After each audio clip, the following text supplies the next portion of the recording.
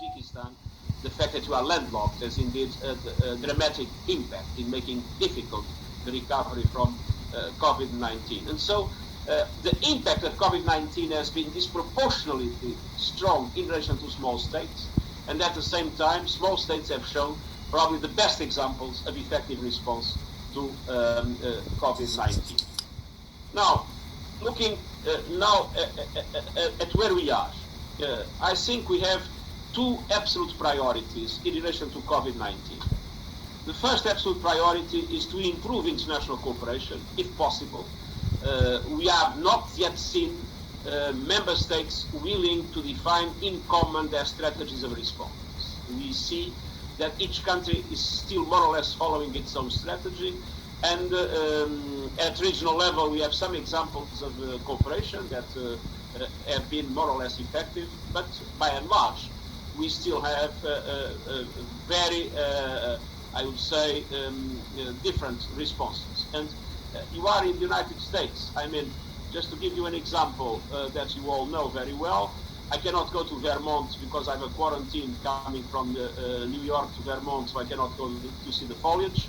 My wife cannot come to New York because of the quarantine that she has. She cannot go back to the airport to go back to Lisbon. I cannot go to Lisbon without having a quarantine here. But so my wife and I are going to meet in Massachusetts, where she can come with a test and I can go without a test. So it's possible for us to meet in 2 weeks' time in Massachusetts, because we were only going to meet probably in the end of the year. And so, I mean, even within a country like the United States, we see completely different responses from different states. We have the same at global level, and this, of course, has benefited enormously the virus itself.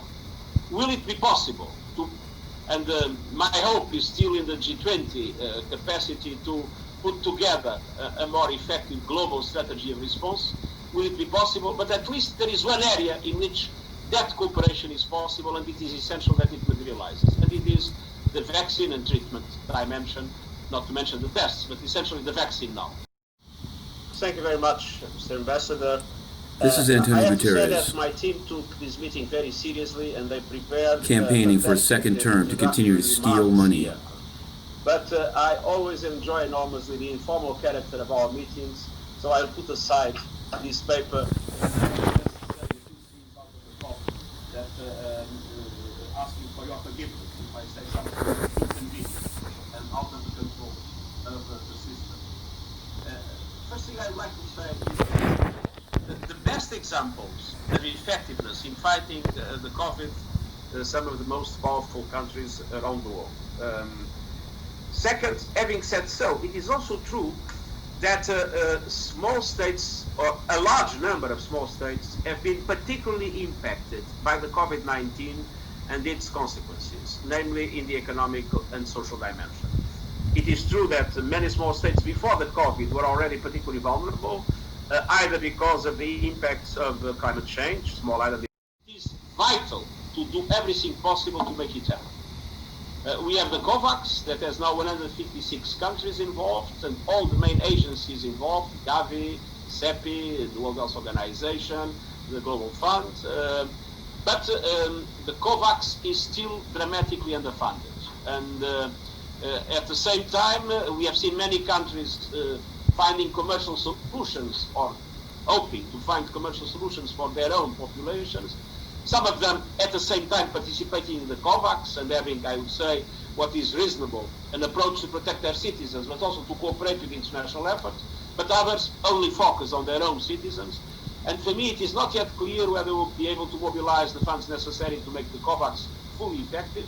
And it's not yet clear that we'll have the mechanisms to have in 2021 a vaccine that is available and affordable to all. And this, for me, is an absolute priority. And I believe small states can have an extraordinarily important role, putting all pressure to make sure that we move in this direction. Because if not, if there won't be a vaccine available and affordable to all next year, I think we risk to enter into a long-term cycle to get rid of COVID-19. I hope that with a vaccine and with effective economic cooperation, we could enter into some kind of new normality in, let's say, 3 years' time from the beginning of the COVID. But if that is not the case, if the vaccine is not available and affordable to all, and if the economic cooperation remains at the level that it is today, I'm afraid we could have a 5 to 7 year cycle with a dramatic impact on everything, and inclusive on the capacity to deliver on the Sustainable Development Goals in its entirety. It could be a major setback for us all. So international cooperation is vital. We have the vaccine, and the second dimension is, of course, the capacity to mobilize resources to support the developing countries in the recovery, the response and recovery. Now, it is true that, and indeed that had an impact. That has diminished the dramatic potential economic and social impact of the COVID in most of the developed world. But the truth is that the same has not happened in relation to developing countries. Developing countries have benefited by very little in relation to the mobilization of international solidarity. International solidarity has been very, very limited. There was, of course, the debt initiative of suspension of payments for 1 year and now more 6 months. I mean, 6 months in relation only to the poorest countries in the world. But indeed, many other developing countries and some middle-income countries are facing a dramatic liquidity and debt situation for which there was not yet an effective response. And it's not clear we are going to have that effective response. I think the UN did, and I'm very grateful to Canada and Jamaica as a member of this group of countries, for having led together with us a process of bringing together all international financial institutions, the private sector, and a large number of member states. We had 2 summits, a meeting of ministers of finance, the developing world. That means an increased liquidity available to the developing world. We have proposed, as you know, since the beginning, issuance of special drawing rights and the redistribution of special drawing rights. Unfortunately, this has been blocked until now. I hope next year it will be possible to overcome it, and it is a way to provide liquidity without costs.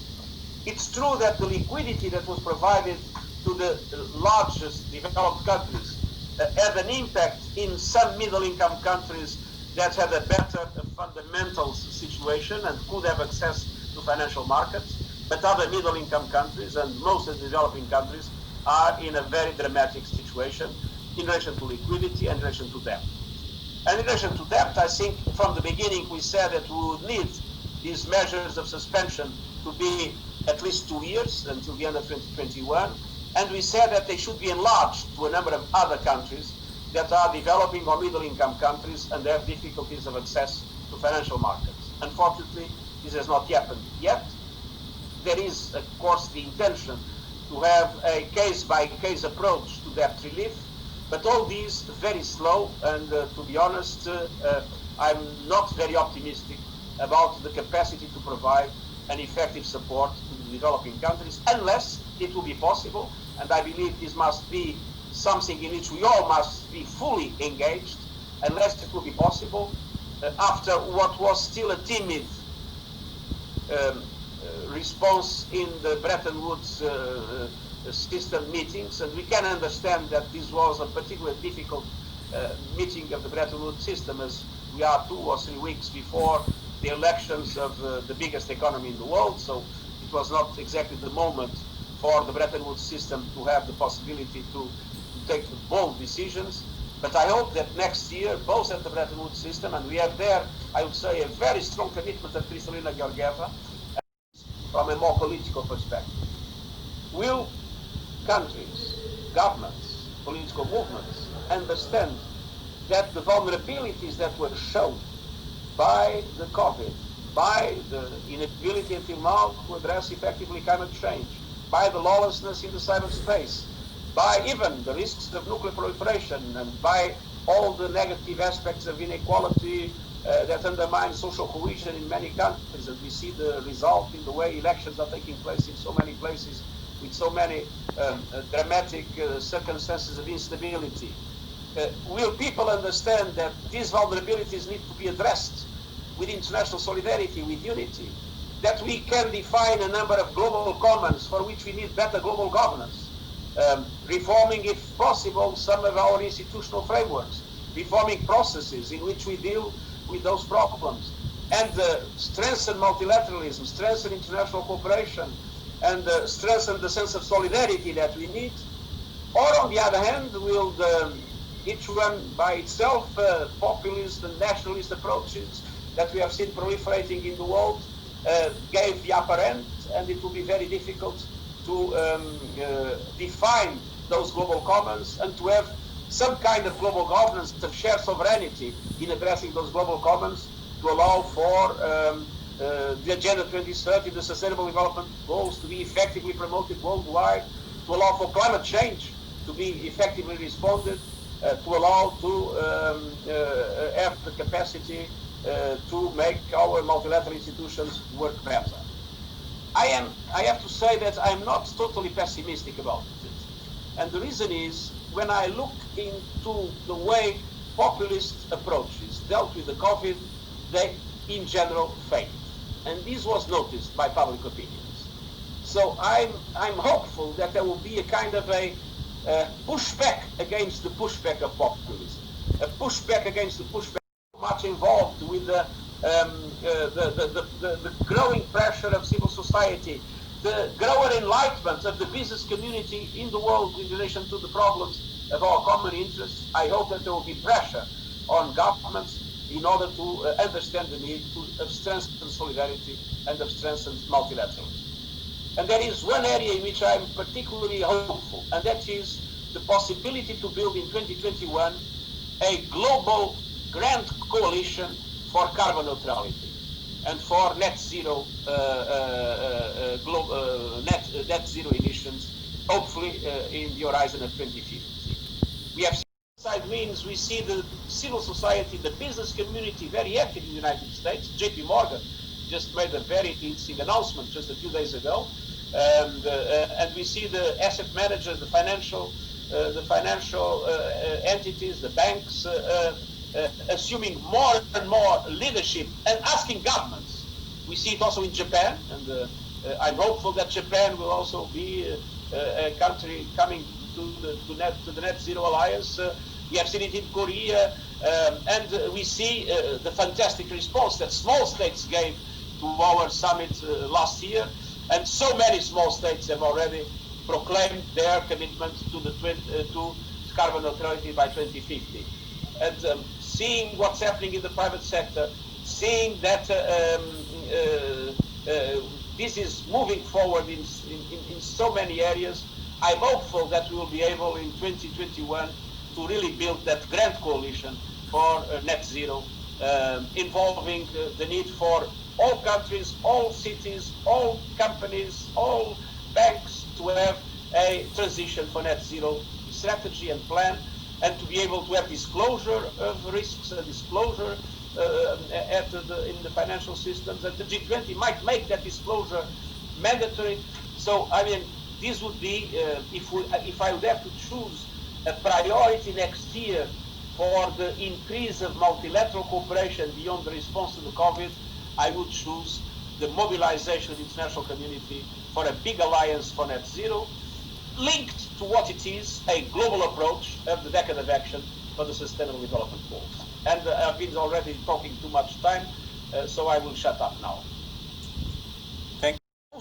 Because of the way the algorithms are built and the way the business model is built.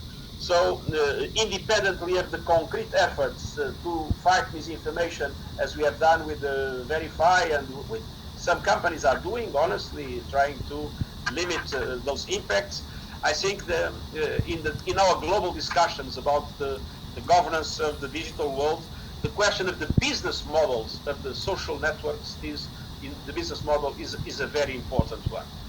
And in relation to the global ceasefire, I would like to say how much we hope that Armenia and Azerbaijan are able to stop the fighting and to engage in a serious